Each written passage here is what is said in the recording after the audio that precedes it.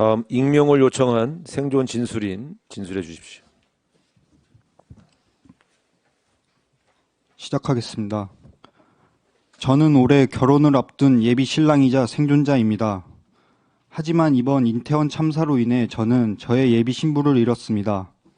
10월 29일도 결혼 준비를 위해 웨딩 플래너와 상담이 있었고 이를 마치고 귀가 전 이태원에 잠시 들렀습니다. 이태원 도착 시간은 10시 2분이었고 도착 후 15분 만에 참사를 당했습니다.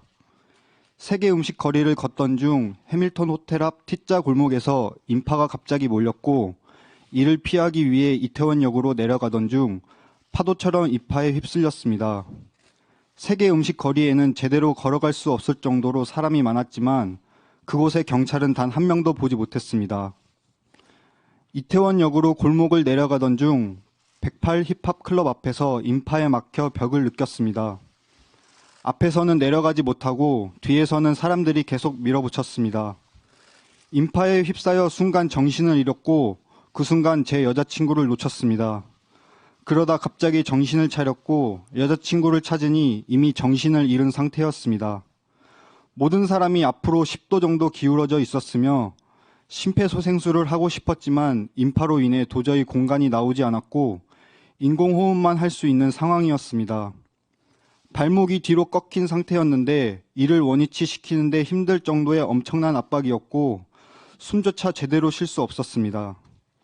그렇게 압박이 지속된 상태에서 15분 후 소방대원이 약 4분 먼저 도착하였고 그로부터 15분 후 후발대원이 도착하였으며 뒤쪽인 T자 골목에서 구조활동이 시작되었습니다. 뒤쪽 사람들도 모두 정신을 잃은 상태였고 자발적으로 빠져나갈 수 없는 상황이었습니다. 구조 인원도 부족하여 사람들을 눕히는 공간도 협소하여 구조활동은 매우 더디었습니다. 초기 대원은 어떤 신고를 받고 출동했으며 왜 소수 인원만 출동하였는지 의문입니다. 또한 처음부터 많은 인력이 투입되었다면 결과는 달라지지 않았을까 생각합니다. 그렇게 압박은 50분 이상 지속되다 구조되었습니다. 클럽 안 부상자는 너무 많았고 소방대원은 8명도 채 안 되어 보였습니다. 여자친구에게 CPR을 수행하던 소방대원은 다른 부상자를 보러 가야 한다고 저에게 직접 CPR을 수행하라 지시하고 떠났습니다. 그러던 중 소방대원 한 분께서 안 되면 지연 처리해, 지연이야 지연이라는 소리를 들었습니다. 아마 지연이라는 말은 너무 늦어서 회복하기 힘들다는 말이었던 것 같습니다.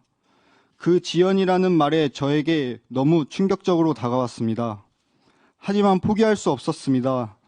계속해서 CPR을 수행하다 인공호흡을 크게 하니 구토를 하였습니다. 살 가능성이 있다고 생각하여 소방대원에게 도움을 요청하였고 자동 제세동기로 확인하였지만 힘들다는 답변을 들었습니다. 그리고는 특별한 응급구조 방법에 대해 설명조차 해주시지 않고 가셨고 저뿐만 아니라 많은 시민분들이 희생자를 살리기 위해 심폐소생술을 수행하였습니다. 클럽 안에는 소방대원이 있었지만 모든 사람을 살리기 위해서는 턱없이 부족하였습니다. 저와 시민분들은 응급조치 전문가가 아닙니다. 부상자 한 분 한 분마다 전문 인력이 전담하였다면 한 명이라도 더 살릴 수 있지 않았을까 생각합니다. 클럽 안에서 계속해서 CPR을 수행하던 중 시민 한 분이 오셔서 큰 대로변으로 나가면 경찰과 소방대원이 많으니 도움을 받을 수 있을 것이라 하였습니다. 그래서 여자친구를 들쳐업고 큰 대로변으로 나갔고 응급차는 많이 있었지만 환자의 응급 이송을 원활하게 할 수 있을 정도로는 도로가 통제되어 있지 않았습니다. 소방대원에게 의사에게 빨리 치료를 받을 수 있게 병원으로 이동시켜달라고 애원했습니다. 하지만 소방대원은 병원으로 못 가고 빈 상가 안으로 이동해야 한다며 여자친구를 상가 안으로 이동시켰습니다. 상가 안에서도 심폐소생술을 계속 시행하였지만 경찰과 소방대원은 상가 밖으로 계속 나가야 한다며 내쫓았습니다. 여자친구 부모님이 도착하셨는데 경찰의 통제에 의해 여자친구를 만날 수 없었으며 그저 창문을 통해 여자친구를 지켜볼 수밖에 없었습니다. 저는 나갈 수 없다며 여자친구 곁을 2시간가량 지켰고 버티다 결국 경찰로부터 쫓겨났습니다. 왜 희생자 옆을 지킬 수 없었으며 그 상가에서 나가야 하는지 아직도 의문입니다. 2시간가량 희생자들을 상가 안에서 안치시켰고 아무런 대응책이 없었습니다. 소방과 경찰에게 이제 어떻게 되냐고 물어봐도 대답해주는 사람 하나 없었습니다. 원효로 다목적 체육관으로 이동해서도 여자친구를 만날 수 없게 경찰과 소방은 계속 통제하였습니다. 그러던 중 한남동 주민센터에 실종자 신고를 하면 보다 빨리 찾을 수 있다고 하여 주민센터에 가 실종자 신고를 하였습니다. 이제 와서 생각해보면 왜 실종자 신고를 하였는지 모르겠습니다.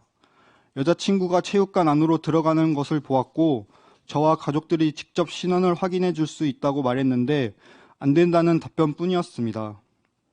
신원을 확인하기까지 대기해달라는 경찰의 지시에 집으로 돌아갔으며 여자친구가 어디로 갔는지 여자친구 오빠께서 직접 수소문하여 알아냈습니다. 경찰이나 구청 및 시청 직원이 저희에게 알려주는 것은 하나도 없었습니다. 장례를 치르기 위해 연고지로 이동하는데 검사의 검시 필증이 필요하며 경찰서에 직접 가서 신고해야 한다고 지시했습니다. 그래서 신고하러 경찰서로 갔는데 갑자기 진술서를 작성해야 한다며 여자친구 오빠와 제가 진술서를 작성하였습니다. 질문에 답변하면 경찰이 타이핑하는 진술서였습니다. 이 또한 돌이켜보니 진술서를 왜 작성해야 하는지 모르겠습니다. 또한 여자친구 오빠께 희생자의 사인이 무엇이라고 생각하는지 부검할 의향이 있는지 질문하여 너무 놀랐습니다. 여기까지가 사고가 일어난 경위에 대해 말씀드렸으며 마지막으로 하고 싶은 말이 있습니다. 159번째 희생자의 소식을 듣고 너무 안타깝고 충격을 받았습니다. 저 역시 지금도 그런 힘든 시간을 견뎌내고 있습니다.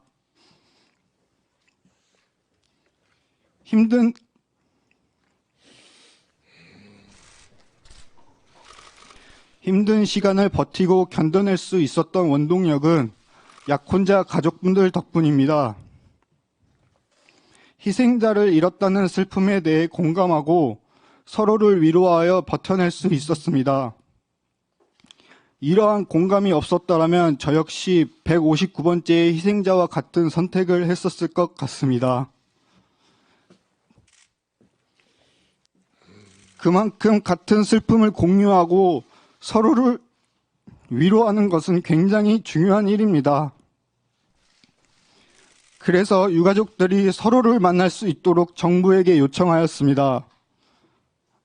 하지만 정부는 그러한 모임을 만들어주지 않았습니다. 이것 또한 2차 가해입니다. 더 이상의 희생자가 발생하지 않도록 제발 저희의 요청에 응답해 주시길 간곡히 부탁드립니다. 이상입니다.